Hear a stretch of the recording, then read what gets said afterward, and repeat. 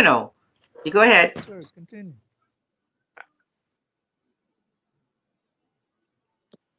No, you can go ahead and I continue. couldn't hear you. Go on, go on. Nobody said anything. You were just Okay. It was a precursor to self-determination. One of the things that the Honorable Elijah Muhammad asked for, as we all agree, is most necessary and pertinent in the idea of reparations, is land that we can call our own. Without land, we are a stateless people. And we've been a stateless people for over 400 years. We've always been a nation within another nation, or nations inside of another nation, that we didn't recognize the fact that we were a nation.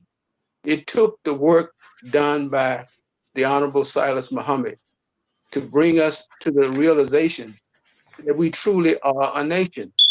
We're not just a religious body, but we are, and the Afro-descendant nation is the instrument that we can utilize to join us one to the other.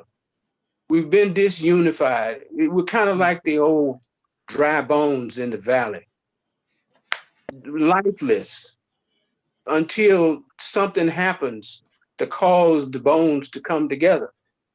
And the bones don't just come together, they come together Mhm. as a unit. And that's what we have to do, come together. As our king mentioned, the leaders coming together. That's pretty much the answer to our situation. We have to come together as leaders and educators, uh, theologians, and all of the different aspects of study to come together so that we might determine what our destiny is going to be. We can't depend upon any other people to come and govern us. We have to govern ourselves. And when I studied the Western civilization, they seem to think that government is an evil. And because they themselves are evil, what they were going to create and produce is going to be evil. But God says that He would develop a government from on His shoulder, upon which He would establish a kingdom that would last forever, never to be destroyed. And of the increase of His power, it would be without measure. So government is a necessary good, but you got to have good people. And good people are the original people of the earth. We have more compassion, more benevolence than any other people on the planet. And we are often returning to mercy and to forgiveness. We are that people that the Bible and the Holy Quran, the Torah and the Injil have talked about. We're going to talk to you about the purpose of Mother's Day. In 1975, around July 31st, the Honorable Silas Muhammad started being engaged in the process of being reborn. Just like a baby in the womb is developing, in the spiritual womb, Mr. Muhammad was developing the person who he ultimately is today, a fighter and a supporter of his people for human rights and reparations and self-determination. This is his mission in life, is to see us as a unified people, having come together and made our own decision about how we're going to be governed, what's going to take place, and what reparations really looks like. It's more than just a check.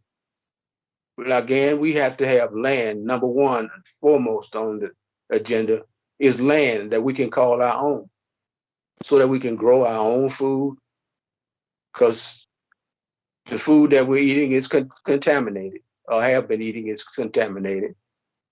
And the idea of organic this and organic that, it's a game that they play, commercialization.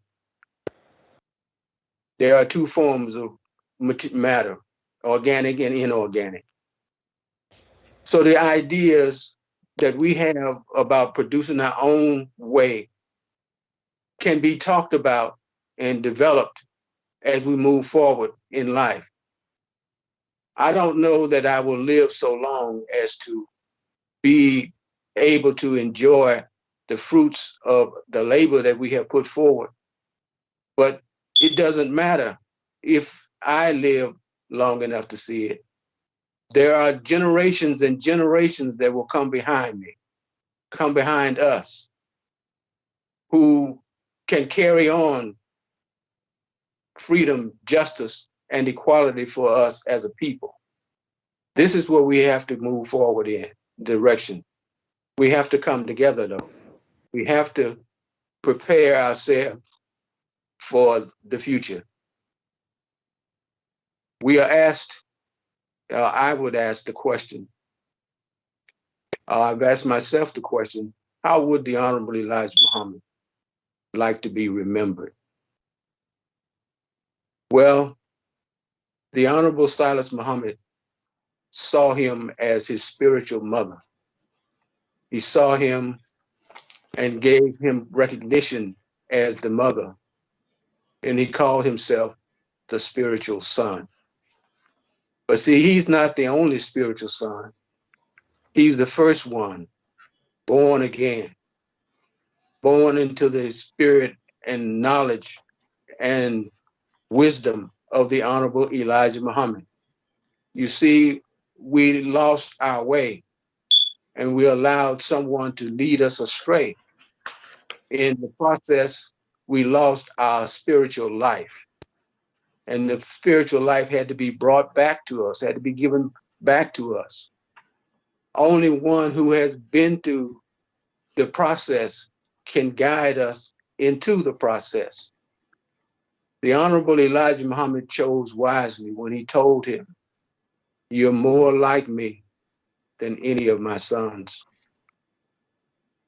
You are more like me than any of my sons." That included Wallace. Even though Wallace inherited the throne of the messenger for a time, he couldn't withstand the impact of having to challenge the truth of who the Honorable Elijah Muhammad was. The Honorable Silas Muhammad indicated that one day Wallace would return to the teachings of his father.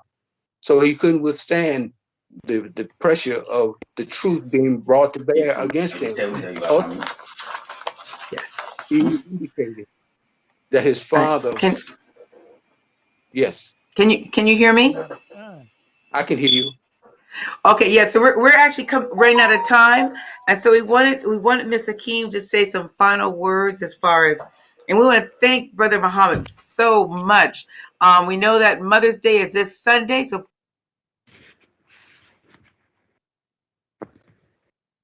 Oh dear.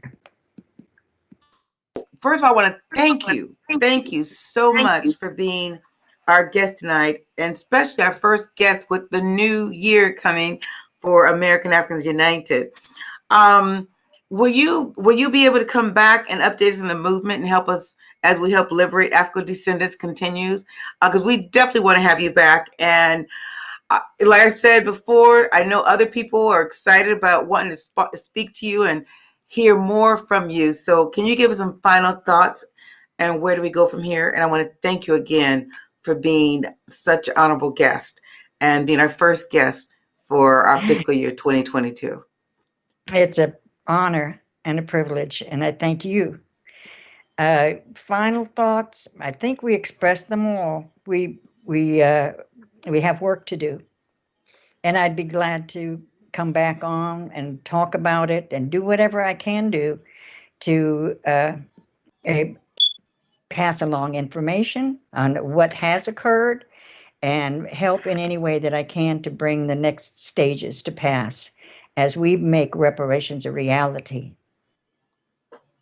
Well, thank you so much. And Ida Hakim, this is our time, this is our year, and we're going to need your support, your guidance, and especially your historical perspective to move us forward, because we don't know where we came from, where we began, we don't know where we're going. So on that note, I want to thank everyone. I want to thank also Brother Muhammad for being here today. I also want to thank my invisible man, and I want to definitely thank Afrique Today for hosting us. And even though we had a few technical difficulties, we'll get through this. We'll be able to call in hopefully very soon. My email is on the screen. If you'd like to email me with any information and questions, please let me know and email me. We are going to start off a year very differently this year.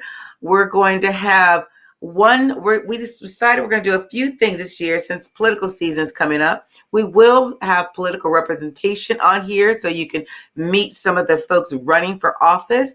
And then we're going to start really talking about our history, because our history is not told. And so we're going to start, it's called Did You Know?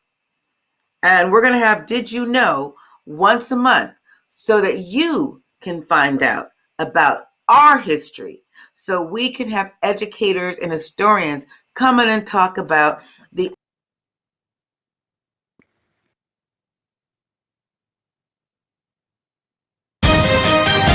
And thank you.